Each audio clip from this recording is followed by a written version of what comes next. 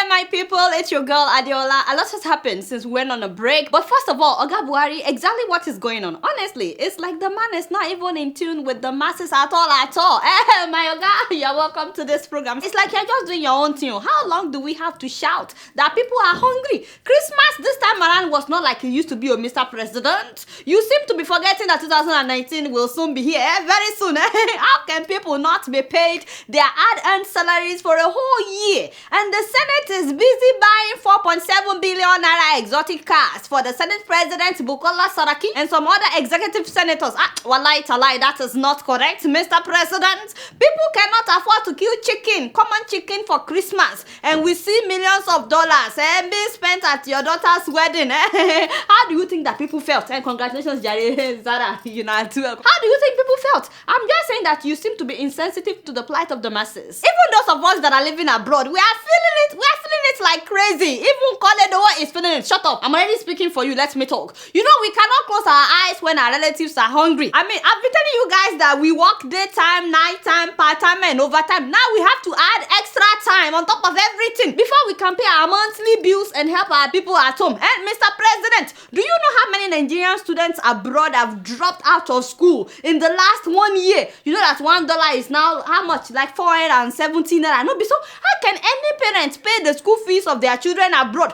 Don't beg me. I say don't beg me. On top of that, you banned land importation of cars. When you did not provide alternatives. As you guys know, most people are no longer able to import cars from the US because by the time you convert your naira to dollar, it becomes chicken change. You know, so 1 million naira now is like $3,000. Father! So a lot of people have been buying cars from neighboring countries. But the government of Nigeria just decided to ban land importation. Mr. President, wallahi talai, this is not correct. You and I, we need to have a cup of tea together. Just me and you, let's sit down and talk about Nigeria. Who is advising this man? You just took away some people's livelihood as if the situation is not already bad as it is. Before you do something like this, you're supposed to make sure that people can get cars of the same value within Nigeria. My dear, how many car manufacturing companies do we have in Nigeria?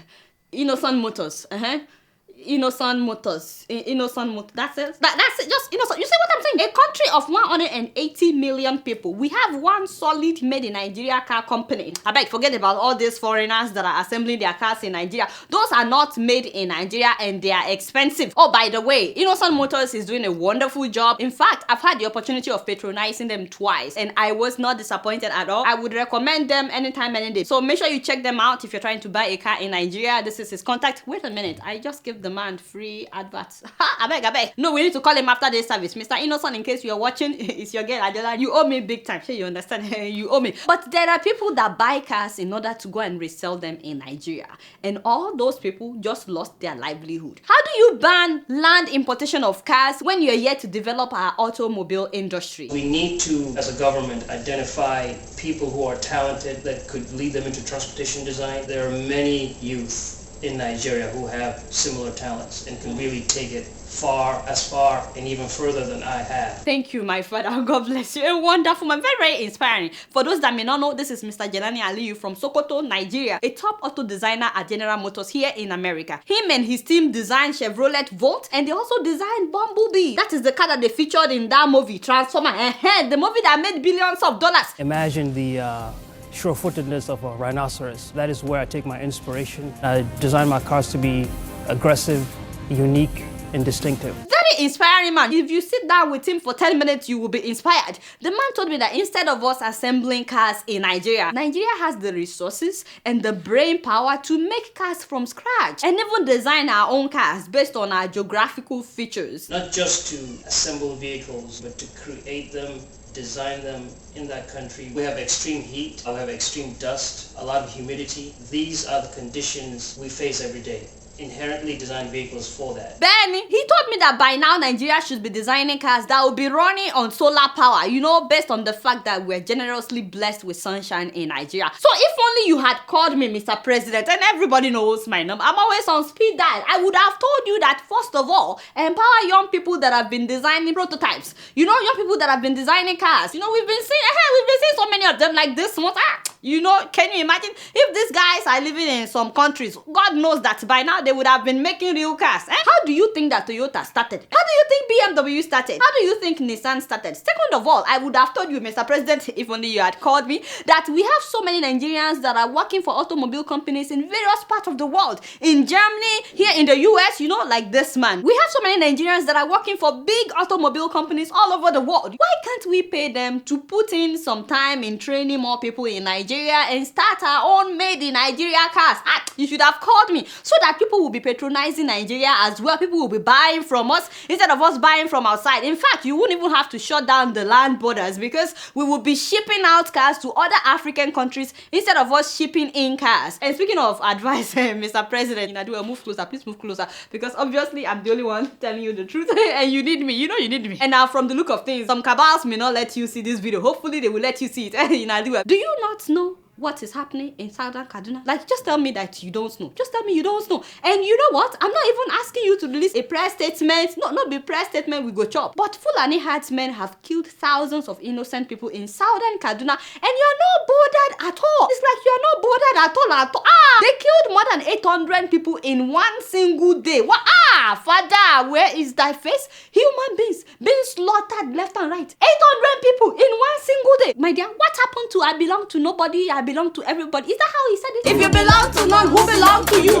If you belong to none, who belong to you? Baba Buhari, Mr. President, they are killing Christians in Southern Kaduna. Please, rewind back to March 28, 2015. Oga Buhari, millions of Christians voted for you. Me, I'm just reminding you because, you know, 2019 will be here very soon. It is the year after the coming year. It will be 2019. And nobody is making this about religion, by the way, before some people will start sending me emails. Because as you guys know, if they are killing Muslims, I will talk. So please don't send me emails that I'm making this about religion. No, it is not. But the same day that they killed 808 people, they burnt down 1,422 houses, they burnt down 14 shops, they burnt down 1 primary school and 16 churches. They did not burn down not one mosque. But somehow, in one day, they burnt down 16 churches, and you are telling me that they are not targeting Christians. So please, we are not making this about religion. I'm just saying that, Mr. President, do you really think that Christians would want to vote for you in 2019?